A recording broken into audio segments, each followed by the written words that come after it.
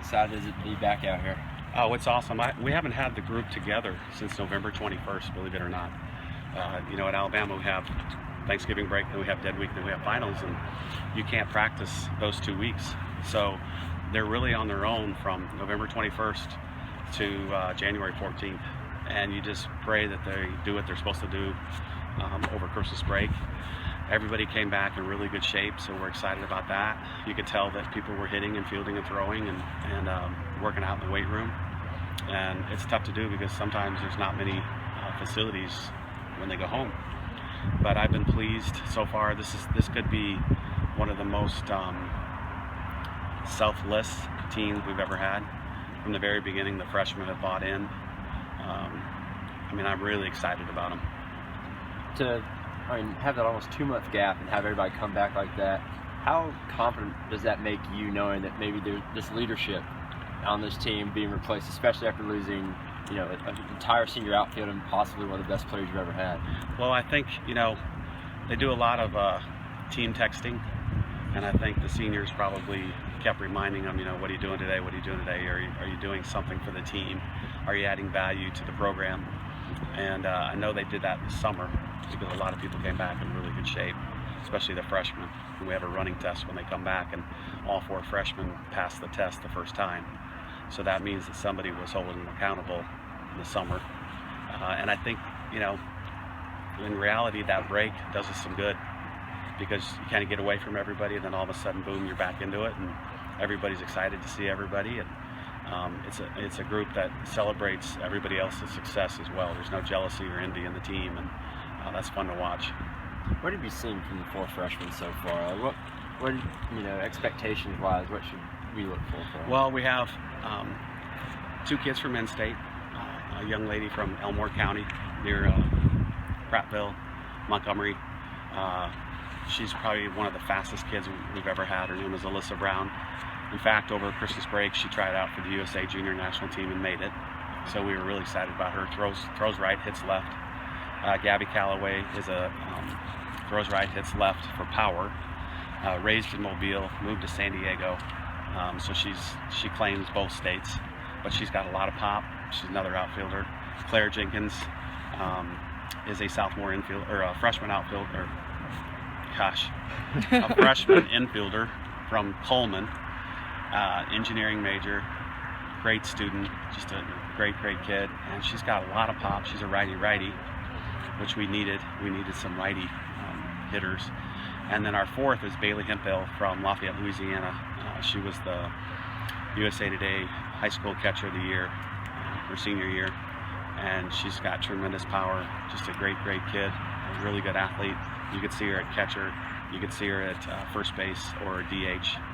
And so all 4 bring something really needed to our table. And so, and they bought in. That's what's so much fun about it. They bought in from the very beginning, and everybody loves them. What have you seen as far as, you know, restructuring the outfield for this year? Do you have an idea of where you're at? Yeah, right now? I mean, you know, Chandler Dare has played a lot, you know, in her career. She got moved to second base when Demi got hurt. So, but she's kind of a true outfielder. And she's played there a lot her first 2 years. She was starting in right field last year. And then I think it's going to be fun because there's a lot of our sophomores, our young kids, that might not have gotten a lot of playing time last year. A lot of people are going to be like, who the heck is this girl? Because they're very talented. They had to play behind, you know, Haley and Case and Hawkins, and that's a tough lineup to crack. But I think one way it did them a lot of good because they didn't have to be the star of their freshman year. They could kind of hang back in the shadows and wait for their turn, and I think they're going to get their turn this year. Pitching-wise, I mean, this is probably the deepest experience you may have had in a long time. I know. I've been asking my SID. I was like, when was the last time we had a senior, junior, and a sophomore? It hasn't happened for a while. And the sophomore was 9-0 as a freshman. The other 2 have been second-team All-Americans in their career. So that's a lot of experience on the mound, and I think all 3, you know, were challenged at the end of last year to come back in the best shape of their lives, beginning in the fall. And I think we're going to have a lot of fun with all 3. They bring something totally different to the staff. Maddie's the lefty, the other 2 are righties. One's up, one's away. So it's going to be fun to mix and match against an opponent, and we're going to go strength versus weakness, and hopefully that's going to work out.